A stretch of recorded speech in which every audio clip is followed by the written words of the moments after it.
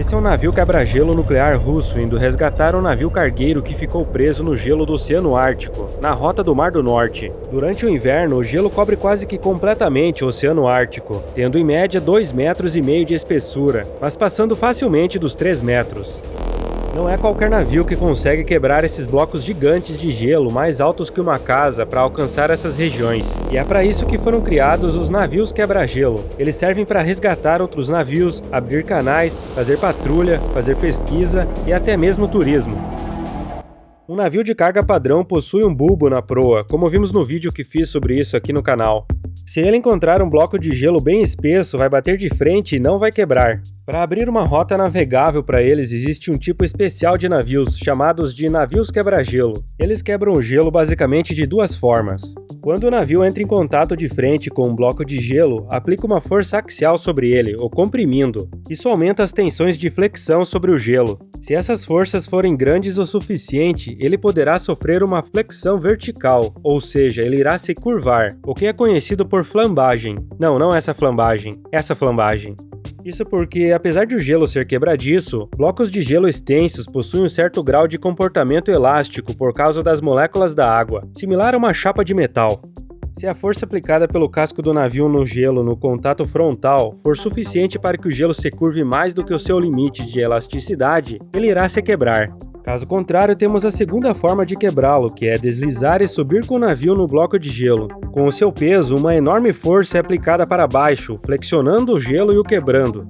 A força necessária para quebrar um bloco de gelo esmagando de frente é muito maior do que para quebrá-lo com o peso do navio após subir nele. As placas de gelo mais finas são geralmente quebradas esmagando de frente mesmo, mas para as mais espessas, que podem facilmente chegar a 3 metros, ele desliza e sobe para quebrar com um enorme peso. Às vezes o navio precisa dar a ré e subir no gelo algumas vezes até que se quebre. O navio quebra-gelo possui basicamente 3 características: o formato do casco para subir no gelo e quebrá-lo, um casco reforçado para aguentar os impactos e a força de grande parte do peso do navio concentrada naquela região quando ele sobe nas placas de gelo, e por último uma grande propulsão para impulsionar o navio nas águas cobertas de gelo. O bulbo de proa presente nos navios de carga normais serve para reduzir a resistência das ondas de proa geradas pelo próprio navio, mas os navios quebra-gelo não possuem esse bulbo, o que não é um problema, pois eles navegam mais lentamente nessas águas do que em outras regiões. A resistência de um bulbo contra o gelo nessas águas só aumentaria a resistência final do navio. Então, o casco deles é construído sem o bulbo e com formatos de proa que podem ser quadrados, que poucos usam, com o formato em V, o mais antigo, ou o mais atual e eficiente, em forma de colher. Alguns também possuem a chamada faca de gelo embaixo do casco, para evitar subir muito no gelo e encalhar, além de ajudar a cortá-lo. Essas facas também podem ser vistas na popa, acima dos lemes. Nos quebra-gelos, os ângulos entre o casco da proa e a linha d'água devem ser os menores possíveis, tanto aquele entre a água e a linha que vem da quilha até o bico da proa, quanto o ângulo entre a água e a lateral do casco. Além disso, o bico da proa é geralmente mais arredondado e não estreito como era nos mais antigos. Como a maior parte do gelo fica embaixo d'água, com a parte submersa sendo de 3 a 4 vezes a parte acima d'água, fica relativamente fácil deslizar e subir em cima dele. O restante do casco tem uma forma que facilita o escoamento dos blocos de gelo quebrados, evitando que fiquem presos nas hélices ou em outras partes do navio. Mas esse formato de casco ótimo para o gelo reduz a sua eficiência hidrodinâmica em mar aberto, o tornando mais suscetível, por exemplo, ao impacto das ondas no fundo do casco. Por isso, muitas vezes se sacrifica o design ótimo para o gelo em função da sua operação em mar aberto. Além do formato de casco diferenciado, ele também precisa ser extremamente reforçado. Aqui podemos ver as principais áreas do navio em contato com o gelo que devem ser reforçadas. A proa é a região que sofre as maiores forças de contato com o gelo, seguida da região acima e abaixo da linha d'água. Além de usar no casco chapas de aço mais grossas que um barco padrão, o aço também deve ser de alta resistência, pois ele se torna mais frágil devido às temperaturas abaixo de zero e às elevadas forças aplicadas, podendo ocorrer fraturas mais facilmente. Isso ocorre principalmente na parte do casco em contato com o ar, acima da linha d'água, onde a temperatura é bem mais baixa. A água tem em média uma temperatura de menos 1,8 graus Celsius. Já o ar no inverno pode chegar facilmente a menos 25 ou até menos 35. E além disso, o casco também possui parede dupla no fundo e nas laterais, similar a outros tipos de navios, como apresentei no vídeo sobre água de lastro. Em questão de geração e propulsão, os mais usados são os diesel-elétricos, em que o motor a diesel é acoplado a um gerador, que aciona os propulsores com motores elétricos. Mas existem também os a diesel acoplados aos propulsores mecanicamente, os a gás natural e os nucleares. Ser a diesel ou a gás tecnicamente não limita a potência do navio. Então, se os nucleares são bem mais caros de se construir, por que a Rússia está investindo tanto neles? Pela autonomia e eficiência. Eles podem ficar mais de 7 anos sem reabastecer combustível, ficando limitados apenas pelo reabastecimento de comida, que dura em torno de 6 meses, mas que pode ser feito por helicóptero ou outra embarcação de apoio. Esse navio nuclear Ártica, descomissionado em 2008, ficou 357 dias sem entrar em um porto. Isso é praticamente um ano. Veja só este caso. Se esse navio nuclear russo de 55,2 megawatts fosse movido a diesel, consumiria mais de 100 toneladas de combustível por dia. Mas, como ele é nuclear, consome menos de meio quilo de urânio no pior dia, quebrando gelo de quase 3 metros e com velocidade constante. Isso significa que navios mais potentes podem ser construídos sem carregar um enorme peso de combustível e sem comprometer a autonomia, o que é uma vantagem muito grande considerando a dificuldade de reabastecimento nesse cenário hostil de difícil acesso. E apesar de a construção dos motores e o urânio serem caros, no final das contas o nuclear acaba sendo bem mais econômico.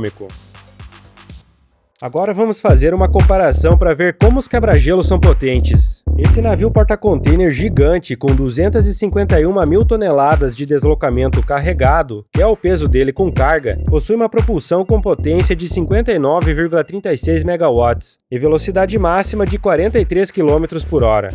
Esse navio quebra-gelo nuclear da Rússia, o mais potente do mundo atualmente, com um deslocamento de 33.540 toneladas e capaz de quebrar gelo de 3 metros de espessura mantendo velocidade constante, possui 60 megawatts de potência e pode alcançar 41 km por hora. Então, a velocidade dos dois e a potência é praticamente a mesma. A diferença é que o quebra-gelo aplica toda essa força para quebrar o gelo, e o porta-container para transportar toda essa carga.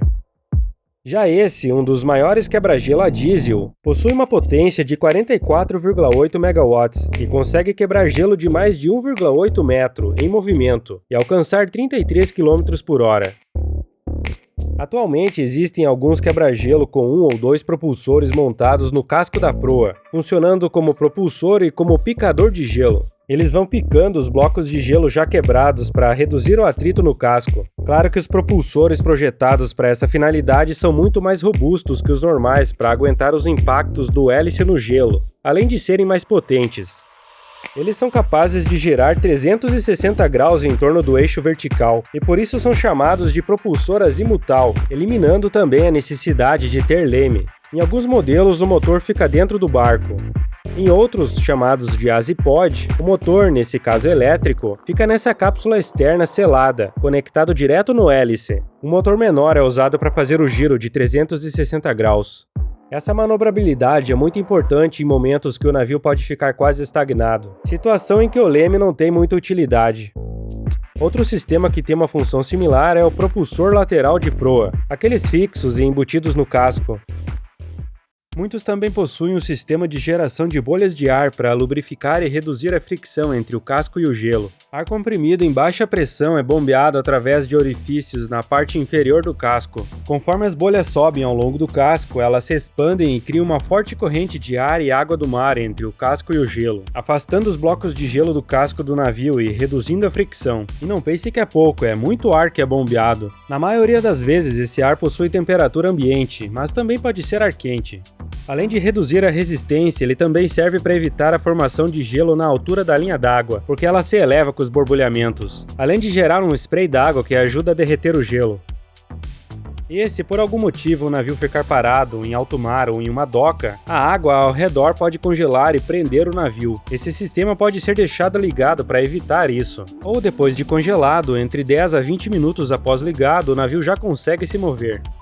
E como os sistemas dos dois lados do navio são independentes, podem ser utilizados como propulsor lateral. O propulsor de proa também pode ser usado para gerar ondas e empurrar o gelo para longe do casco, substituindo o sistema de geração de bolhas ou aumentando ainda mais esse canal de proteção. Alguns navios de carga usam o conceito de duplação, onde ele navega ao contrário, com a popa para frente. Para fazer isso, ele precisa ter o casco reforçado para aguentar os impactos do gelo, e a popa com o formato para poder quebrar o gelo. Também deve possuir propulsores azimutais na parte traseira. Com isso, a turbulência gerada pelos hélices faz o mesmo efeito do sistema de bolhas de ar, além de que também vão picando os blocos menores de gelo quebrado. Propulsores normais operando ao contrário também poderiam ser usados, mas a propulsão é projetada ou para puxar, a mais usada, ou para empurrar. Se for usá-la em reverso, não vai ter a mesma eficiência. Por enquanto, esse conceito de duplação só é aplicado em regiões com gelo de 1,5 m a 2 metros. A partir disso, só com os quebra-gelo.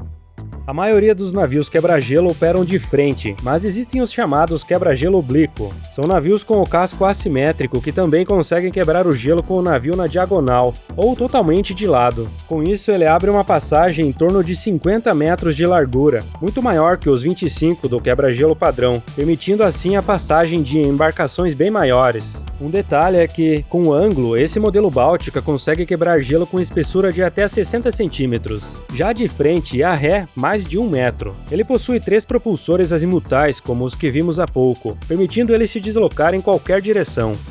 E por fim, os equipamentos e maquinários devem ser projetados para operar em temperaturas abaixo de zero, ou serem protegidos para não congelarem. Com o gelo mais fino nos últimos anos, muitas empresas de transporte estão se interessando em rotas pelo Oceano Ártico. Há 2 grandes rotas. Uma é a passagem do Noroeste, que passa por cima do Canadá e pelo Alasca, ligando o Oceano Atlântico ao Pacífico. Os Estados Unidos e o Canadá já têm acesso aos 2 oceanos, mas ela também encurta a distância entre a Ásia e a Europa em comparação à passagem do Canal de Suez. A rota entre Yokohama, no Japão, e Roterdã, na Holanda, o porto mais movimentado da Europa, tem cerca de 20.700 quilômetros através do Canal de Suez e 14.000 através da passagem do Noroeste, baixando de 46,7 dias de viagem para apenas 31,5. A outra é a passagem do Nordeste do Ártico pelo norte da Rússia, a chamada Rota do Mar do Norte. Ela reduz em cerca de 40% a distância entre algumas regiões da Ásia e a Europa em comparação à passagem do Canal de Suez. Considerando o mesmo trajeto de antes entre Yokohama e Roterdã, reduz de 20.700 km pelo Canal de Suez para apenas 12.800 através da Rota do Mar do Norte, baixando de 46,7 dias para 28,9. Essa rota geralmente fica de 8 a 10 meses do ano aberta, mas em fevereiro de 2021, um navio comercial cruzou essa rota no inverno pela primeira vez, com a ajuda de um navio quebra-gelo nuclear russo. Isso aconteceu em grande parte porque nesse ano o Ártico alcançou recordes de menor área coberta pelo gelo. Por um lado, isso levou ao maior tempo em que a rota permaneceu aberta. Por outro lado, serviu como um alerta do aquecimento global.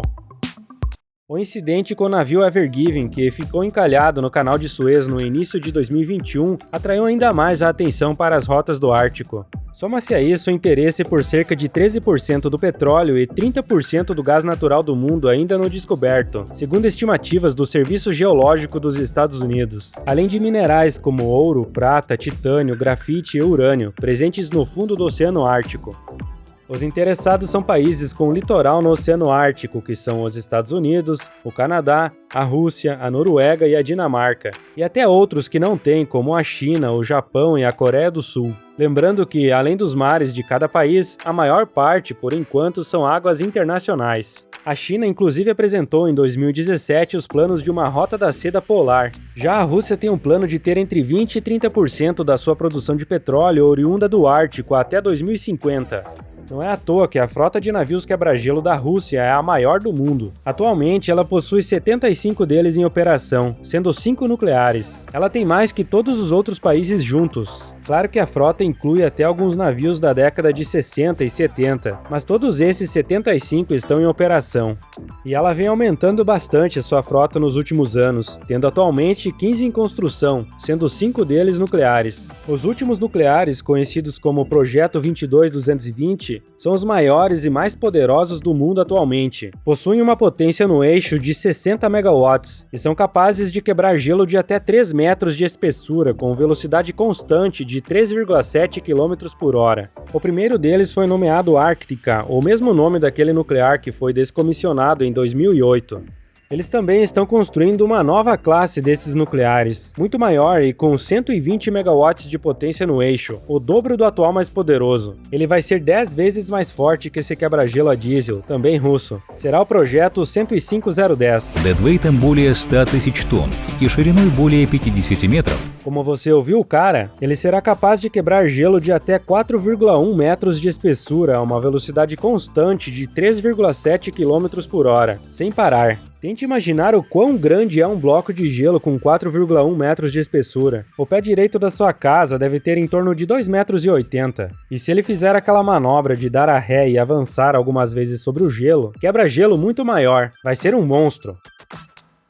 A Finlândia vem em segundo lugar, com 12 navios em operação. O Canadá possui 11 em operação e mais 6 planejados, com 3 deles já em construção.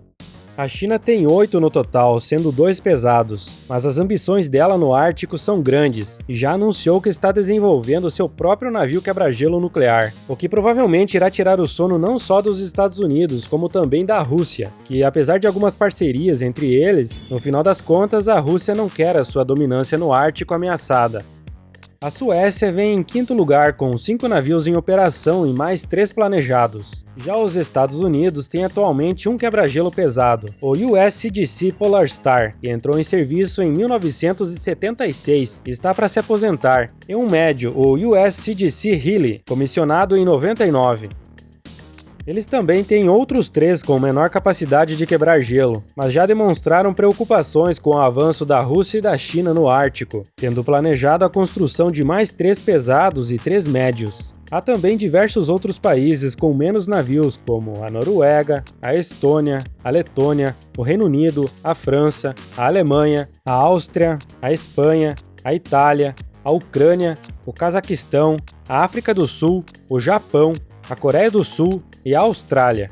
O Chile tem um em operação e outro em construção, e a Argentina também tem um em operação. O Brasil possui atualmente o navio de apoio oceanográfico Ari Rongel e o navio polar de pesquisa oceanográfica Almirante Maximiano, mas nenhum deles é quebra-gelo, podendo lidar apenas com gelo fino do verão e outono. O Ari Rongel com até 80 centímetros de gelo e o Almirante Maximiano até 40 centímetros. Mas a Marinha está em fase de obtenção de um quebra-gelo, que substituirá o Ari Rongel no apoio logístico dos projetos de pesquisa na Antártica. Ele deverá ser capaz de quebrar gelo de até 1 metro de espessura. E aí, o que achou dessas máquinas e como funcionam? Você se habilitaria a fazer uma jornada de alguns meses em um deles? Muito obrigado pela sua companhia, obrigado também aos apoiadores do canal e um grande abraço.